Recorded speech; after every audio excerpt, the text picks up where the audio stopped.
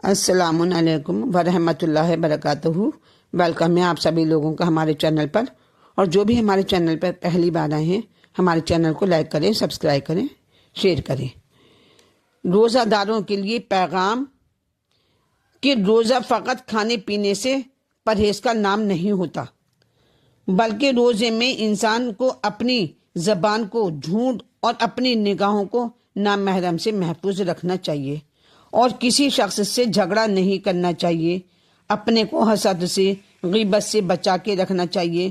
نہ کسی سے حسد کرو اور نہ جھگڑا کرو، اور نہ جھوٹی قسمیں کھاؤ، یہاں تک کہ سچی بھی قسم نہ کھاؤ۔ کسی کو گالی نہیں دو، ظلم نہ کرو، بے عقلی کا کام نہ کرو، اور ہر ایک سے رنجیدہ نہ ہو، اور یاد خدا سے غافل نہ ہو، اور جو بات مناسب نہیں ہے اس کے بارے میں خاموش رہو، اور صبر اور سچائی سے کام لو۔ اپنے کو اہل شر سے دور رکھو، بری باتیں اور غلط بیانی سے اور جھگڑے سے، بدگمانی سے اور غیبت وغیرہ سے محفوظ رکھو۔ کسی کو گالی نہ دو، اور سوچ لو کہ آخرت قریب ہے، اور ظہور امام کے منتظر رہو۔ یہ تمہارے لیے ضروری ہے کہ دل اور جسم کو مطمئن رکھو۔ خضوع اور خشوع، انکساری اور خاکساری سے کام لو، جیسے کوئی بندہ اپنے پروردگار سے ڈرتا ہے، اور عذاب خدا سے ڈرو، رحمت خدا کے امیدوار رہو۔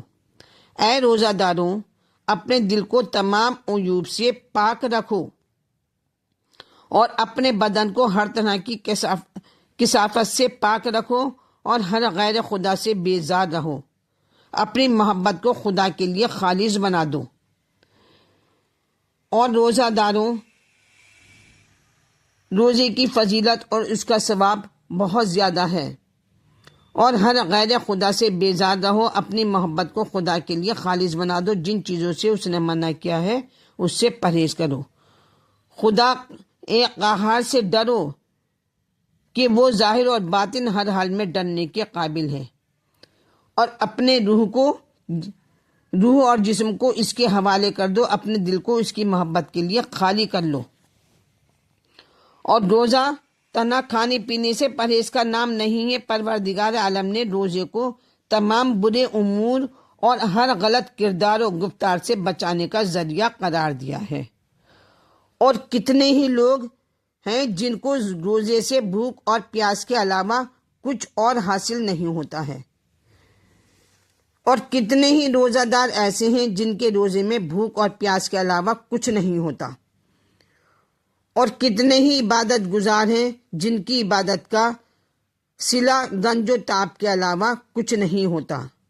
اور ہوش مندوں کا سونا احمقوں کی بیداری سے بہتر ہوتا ہے، اور عقل مندوں کا افطار اکثر روزہ داروں سے بہتر ہوتا ہے۔ بہرحال شب و روز ماہ رمضان کے بہترین اعمال ہیں قرآن حکیم کی تلاوت، لہٰذا زیادہ سے زیادہ اس کی تلاوت کریں، کیونکہ وہ اسی مہینے میں نازل ہوا ہے۔ اور روایت میں ہے کہ ہر چیز کی ایک بہار ہوتی ہے، اور قرآن کی بہار ماہ رمضان ہے۔ اور دوسرے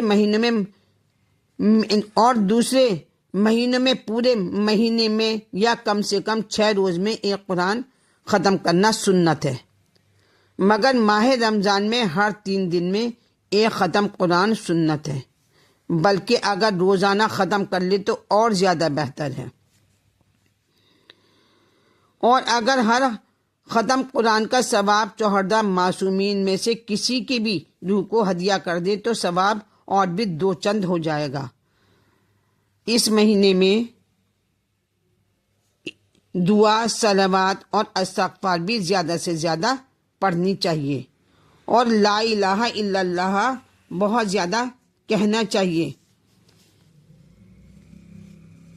دعائے، تسبیح، استغفار اور تکبیر کے کوئی کلام ایسے نہیں ہوتے جس کا ثواب چوگنا نہ ہوتا ہو، اور پاکیزہ چیز سے افطار کرنا چاہیے۔ بہتر یہ ہے کہ حلال خرمے سے افطار کریں، تاکہ نماز کا ثواب بھی 400 گنا زیادہ ہو جاتا ہے۔ اگر کوئی مومن کسی مومن کو ماہ رمضان میں ایک لقمہ بھی کھلا دے گا تو پروردگار اسے 30 غلام آزاد کرنے کا ثواب عطا فرمائے گا اور بارگاہ الہی میں اس کی دعا مستجاب ہوگی۔ اور ہر رات میں 1000 مرتبہ انا انزلنا کی تلاوت کرنا چاہیے، اور ہر شب میں سورہ حامیم دخان کی تلاوت کرنا ضروری ہے اگر ممکن ہو۔ اور امید ہے کہ اہل خیر اس طرح کی عبادتوں میں غفلت سے کام نہیں لیں گے اور اپنے کو اس کے فضائل سے محروم نہیں رکھیں گے۔ اور سحری کے کھانے کو ترک نہیں کرنا چاہیے، وہ چاہے ایک دانہ خرما یا ایک گھونٹ پانی ہی کیوں نہ ہو۔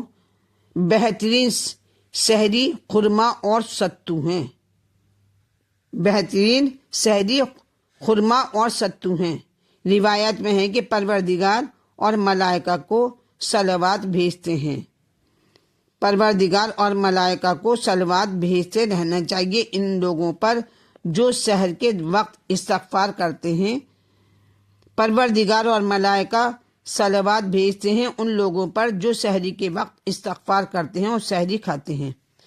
اور وقت سحر اور افطار سورہ انا انزلنا پڑھنا چاہیے، اس کی بہت فضیلت بیان کی گئی ہے۔ ان دونوں وقتوں کے درمیان اس ثواب کا حامل ہوگا جیسے کوئی راہ خدا میں شہید ہو جائے، اس طرح سے ثواب ملتا ہے۔ اور جو بھی ہمارے چینل پہ پہلی بار ہیں وہ لائک کریں، سبسکرائب کریں۔